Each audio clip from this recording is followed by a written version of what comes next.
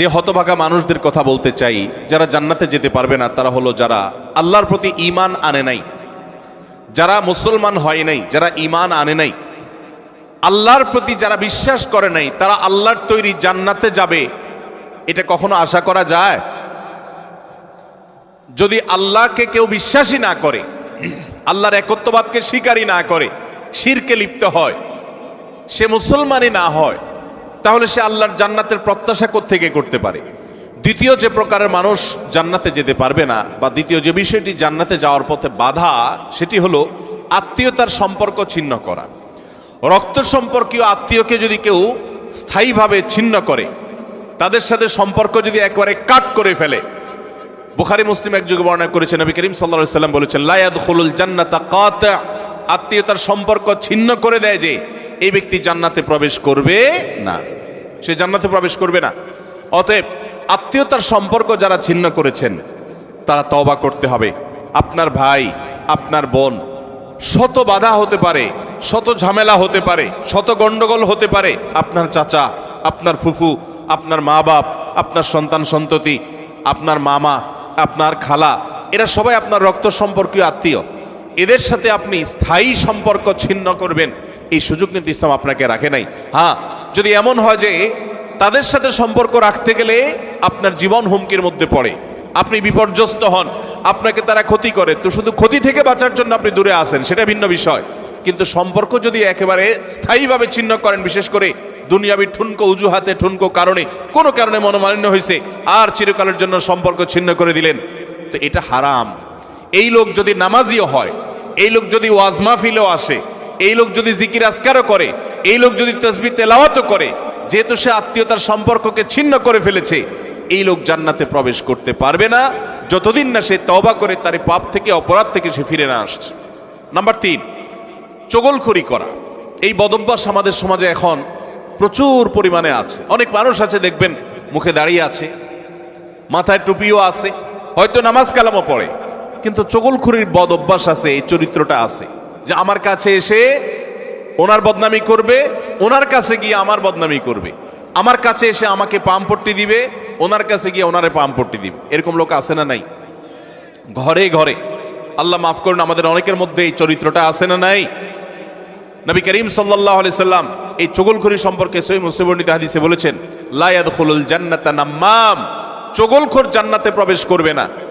Number 4, প্রতিবেশীকে যে কষ্ট দেয়, এই লোকও জান্নাতে যেতে পারবে না। জান্নাতে যাওয়ার ক্ষেত্রে বড় বাধা হলো এই বদভ্যাস এবং খারাপ জিনিস, এই অপরাধ, প্রতিবেশীকে কষ্ট দেওয়া। নবী করিম সাল্লাল্লাহু আলাইহি সাল্লাম সহিহ মুসলিম বর্ণিত হাদিসে বলেছেন, লা ইয়াদখুলুল জান্নাতা মান লা ইয়ামানু জারুহু বাওয়াইকাহু, যে ব্যক্তির প্রতিবেশী তার হাত, মুখ এগুলোর কষ্ট দ্বারা, তার ক্ষতি এবং অনিষ্ট থেকে যে ব্যক্তি নিরাপদে থাকে না, অর্থাৎ প্রতিবেশীকে যে শান্তিতে রাখে না, প্রতিবেশীকে বিভিন্নভাবে কষ্ট দেয়, এই ব্যক্তি জান্নাতে প্রবেশ করতে পারবে না। নাম্বার 5, অহংকারী ব্যক্তি, যে অহমিকা দেখায়, দম্ভ করে, গরিমা নিয়ে চলে, মানুষকে মানুষ মনে করে না। কারোর টাকার গরম আছে, কারোর নাম যশ খ্যাতির গরম আছে, কারোর ক্ষমতার গরম আছে। আল্লাহ তাআলা এক একজনকে এক একটা দিয়ে পরীক্ষা করেন।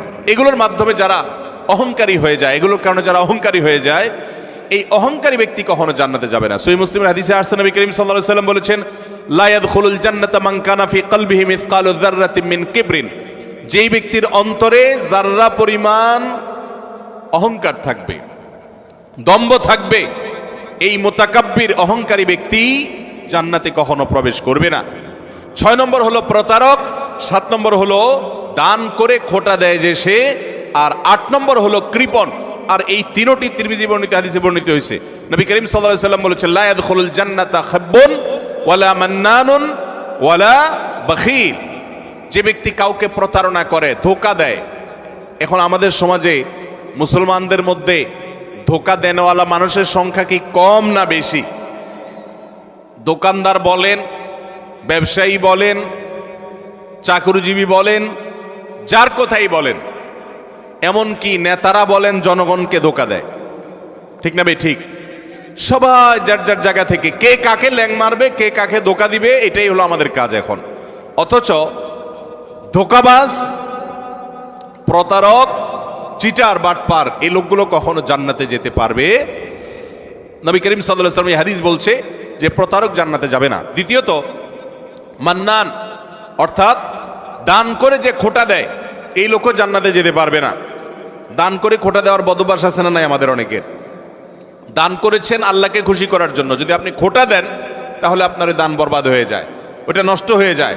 আল্লাহ বলেছেন লা তুবতিলু সাদাকাতিকুম বিল মান্নি ওয়াল আযা, তোমরা দান করার পর খোটা দিয়া, কষ্ট দিয়া, যাকে দান করছো তাকে কষ্ট হয় এরকম কথা বলে ওই দানকে বরবাদ করে দিও না। আমরা অনেকে এই কাজ করি, দান করেছেন ওই ব্যক্তির কাছ থেকে থ্যাঙ্কসের আশাও করবেন না। থ্যাঙ্কস মানে কৃতজ্ঞতা সে আদায় করবে, শুকরিয়া দিবে, সে আপনার স্বীকৃতি দিবে, এই আশাটাও আপনি করতে যাবেন না। 8 নম্বর হলো কৃপণতা। এটা জাহান্নামের যাওয়ার অন্যতম বড় মাধ্যম এবং জান্নাতে যাওয়ার ক্ষেত্রে বাধা হলো কৃপণতা। নবী করিম সাল্লাল্লাহু আলাইহি সাল্লাম কৃপণ ছিলেন না, তার অনেক সম্পদ ছিল না, কিন্তু যা ছিল সেটা অকাতরে তিনি দান করতেন।